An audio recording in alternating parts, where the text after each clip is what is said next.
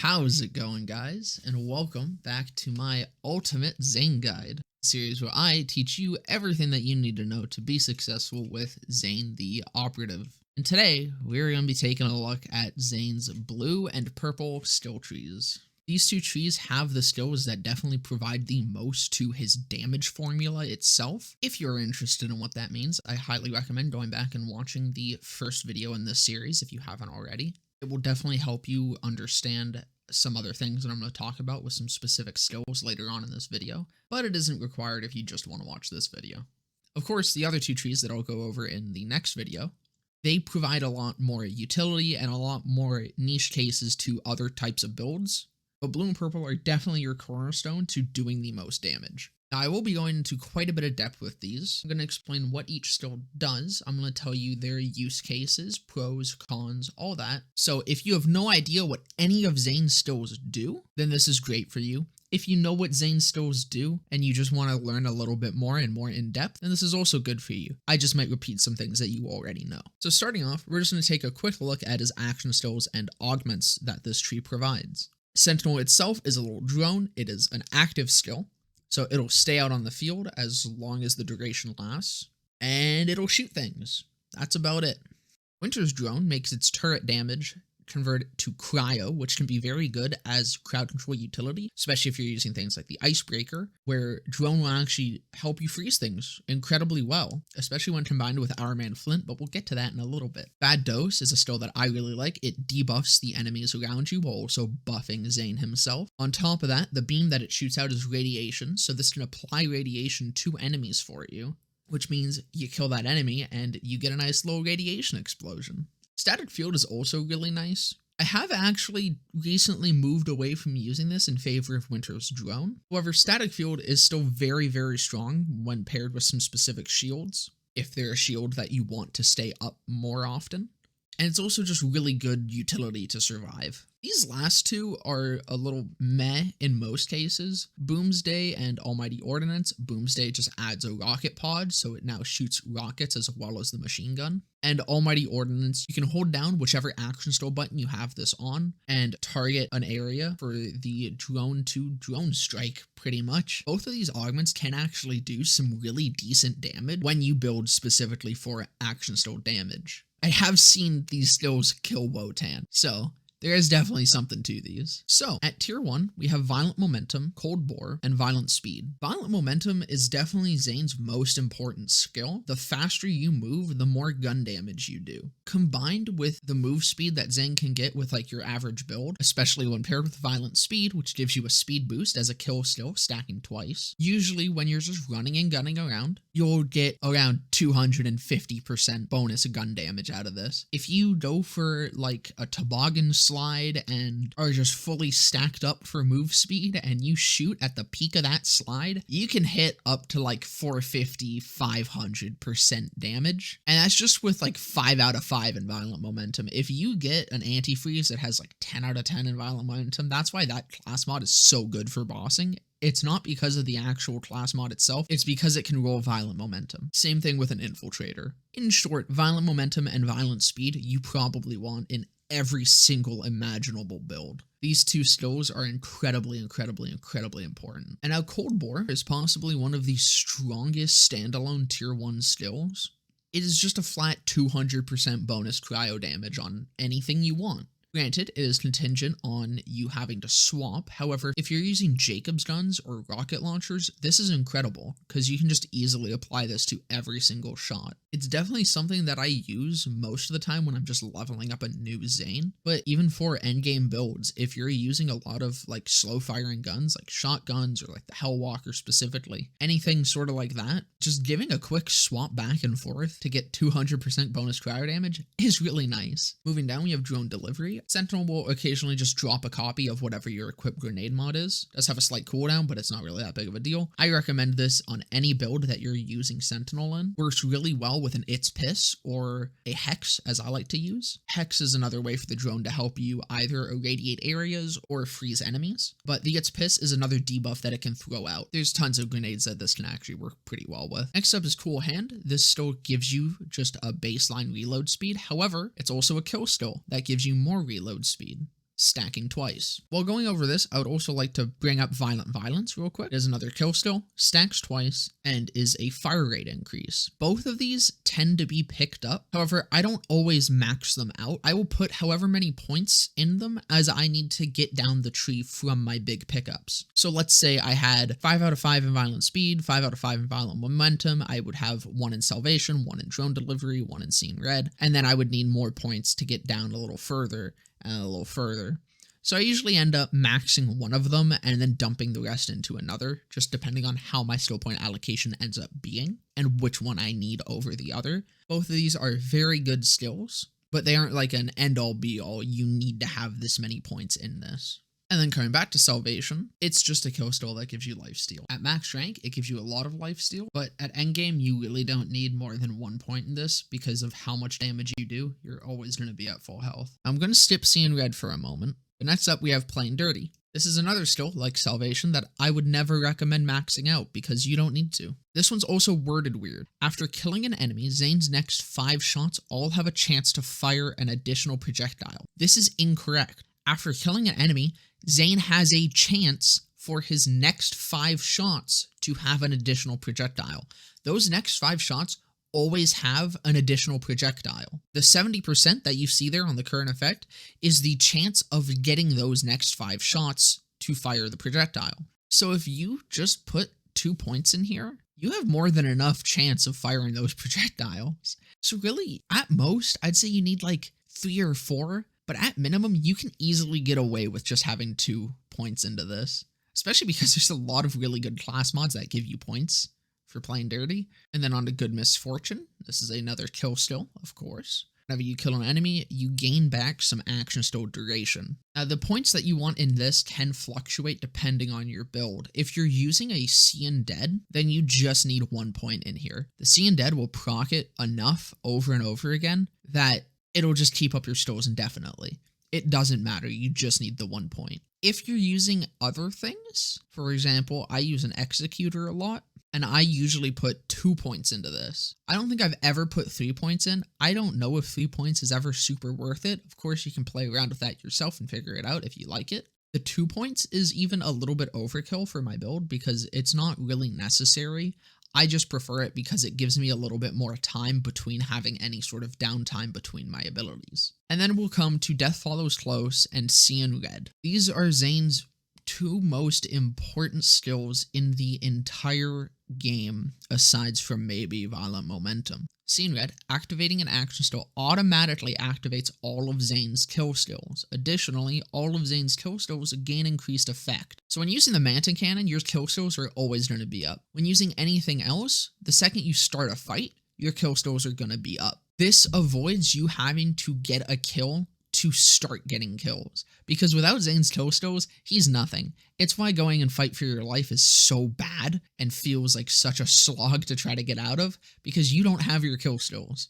This prevents so much potential downtime that you would have otherwise. Not only that, it is giving you a 15% boost to all of your kill skills. Death Follows Close is quite similar, where it is a 25% kill skill bonus, and it gives extra duration to further reduce downtime. Now, just to really exemplify why these 2 skills are so important, I'm going to put up a little list on the side here and show you all the things that you can potentially be getting out of these skills because they are boosting your kill skills. Of course, you're not going to get all of these things, but every single build will greatly benefit from these 2 pickups, including every single tree. So moving on to the purple tree, let's go back to the action skill. Zane equips a shoulder mounted cannon. Pressing F or G, depending on which side you have it equipped to, causes Zane to fire his cannon at his crosshairs and consume 1 charge. You get 3 charges, it does damage, it can also crit. Now this skill is not an active action skill, it is just a one-time use, it fires, and that is it. Which means this can proc action skill and elements, this can proc action skill start, break, shield anointments very easily, and it can help you spam out your kill skills with Seeing Red. While this action skill is not necessary for builds to function, holy fuck, I'd be lying if I said it wasn't just his strongest action skill, and you don't even have to hit it. You just have to press the button. Just the baseline utility of not being an active action skill is insane. Onto the augments for it. Colder Shoulder converts the damage to cryo damage. And additionally, Zane gains increased cryo freeze rate. This is actually really good, and I think it is a little bit underrated. I don't see a lot of people mention this when talking about Zane, and I don't see a lot of people use it. Of course, Zane doesn't have many problems freezing people already, but you combine this with Winter's Drone, and it does help drone freeze things for you. I personally prefer having the shock damage of the shoulder cannon, but this is a good option if it fits your build better. Next up is Wet Work. Whenever Zane kills an enemy with his shoulder cannon, that enemy explodes into an elemental puddle. This is pretty good if you are going for more of a cannon focused build where that is your damage output, which can work. You can make builds fully functioning around just using your cannon, and they are pretty fun. No Way Out is probably the best all-around augment for your cannon, as when you hit an enemy, they are pulled towards you and then take increased damage. So it's pretty much a single target slag. You just shoot someone with your cannon and immediately they start taking more damage. 25% more damage. It's a pretty good increase. Now, the last two augments we're going to look at are kind of similar. Brain Drain. Whenever Zane kills an enemy with a critical hit from his shoulder cannon, 2 charges are instantly returned. And Proliferation. Zane's shoulder cannon gains additional charges and deals increased damage based on the number of charges remaining. The use cases of these, while similar, are very different. Brain Drain is significantly better when you are focusing on your cannon damage. As long as you're hitting heads, your cannon uptime is so much better with Brain Drain over Proliferation. But for other builds where you want to just spam cannon to continue proccing ASEs and kill stills and such, then Proliferation is just better. Your cannon isn't going to be doing insane damage, but it is going to be doing enough to kill and execute low health enemies, and it also gives you more charges to work with. So moving to the tier 1 stills, we have Mana Focus, Renegade, and Deja Vu. All of these are kind of not great most of the time. Mana Focus is the easiest and safest pickup. It gives you a lot of accuracy and handling. With a majority of the weapon roster, you're gonna just be shooting fucking lasers. But something to keep in mind with this is it only activates when you activate an action skill. This isn't a kill skill or anything, which means if you aren't using cannon, this skill can be a little bit of a waste. But unfortunately, for most of the time, it is still your best option just to move down the tree, even if you're not using cannon. As Renegade, after storing a critical hit, Zane regenerates health for a short time, is entirely redundant. We have Salvation. This isn't needed.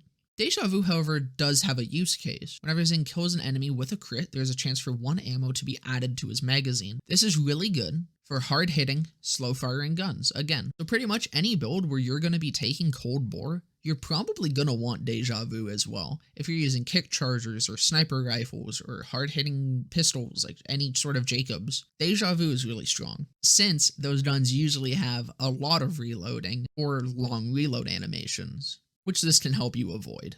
And then coming down to the tier 2 skills, which has some of the best skills in Zane's kit, except Tunnel Vision, which is just, while moving, Zane gains increased accuracy and handle. The quicker Zane moves, the greater the bonus. Entirely redundant if you have Mana Focus, which usually you're gonna have Mana Focus. If you go Deja Vu instead and don't want the points in Mana Focus, and instead want to use Tunnel Vision, go right ahead. But even then, I still just prefer using Mana Focus. But this is where you get Headsman's Hand and Commitment, both of which are kill stills. Headsman's Hand is Zane gains increased critical hit damage and stacks twice. So this is immediately just a free 40% crit bonus, multiplicative crit bonus. So of course, if you want to learn more about why that's good, then you can go take a look at the previous episode in this series, the episode where I go over the damage formula, and that'll explain to you precisely why this is such a nice skill to have. Commitment, not as good as it used to be, as it only stacks twice now. It used to not have a cap, but you do get a nice little gun damage bonus and cooldown rate bonus, so I do always find it to be a worthwhile pickup. Fugitive, also a very worthwhile pickup. Zane can sprint and shoot. This synergizes incredibly well with Violent Momentum for obvious reasons. Being able to sprint and shoot means you can shoot while moving faster, means you get more damage. The Art of War is a depressing skill. Activating an action skill or action skill ability, Zane's next shot fired from his weapon deals increased damage. This effect stacks, so it is a 15% gun damage boost, stacking 10 times for a total of 150% gun damage boost. I need to emphasize the gun damage part of this, because it's gun damage. You get 150% gun damage after activating an action skill or action skill ability. So the only way that you're ever going to stack this in a timely manner is by spamming your drone targeting, because that counts as the action skill ability, is targeting your drone to something, and spamming out cannon for a measly 150% gun damage, which it sounds like a lot, but you don't want more gun damage. You have enough gun damage. For that gun damage to even mean anything, you'd need it for more than a single shot. A much better skill to pick up is Domino Effect. Whenever Zane stores a critical hit, he gains increased fire rate and reload speed. If he stores a critical hit with his action skill, this effect is doubled. Very nice skill to get. Reload speed and fire rate, very good stats to have on Zane. Overall, not flashy, not a damage skill, but it ups your DPS very nicely. And then Sheer Will, I usually just throw 1 point in here. It's really just cooldown rate. You get a baseline and then it stacks whenever you score a crit, but it's just a lot of cooldown rate. It's not really worth the full 3 points unless you find that you really want more cooldown rate. What you won't want to worry about, though, is Eraser. So, for anyone who's played Borderlands 2, this is Bore. Zane's critical hits pierce through enemies for all weapons, dealing increased damage for every enemy pierced. This can do some really crazy damage if you get a big group of enemies. It can also do some crazy stuff if you have a conference call. You fire the conference call at someone's head, the projectiles that split out immediately get erasered, applying the damage to the enemy that you shot at and everything surrounding it. Conference call is not the only thing that has some really unique synergies like this. There's a lot of really cool things that you can do with Eraser, and you can also just ignore all of those and just pick it up and immediately have a huge DPS increase. Eraser just works. It works beautifully. You always want Eraser in every build that you can possibly get it in.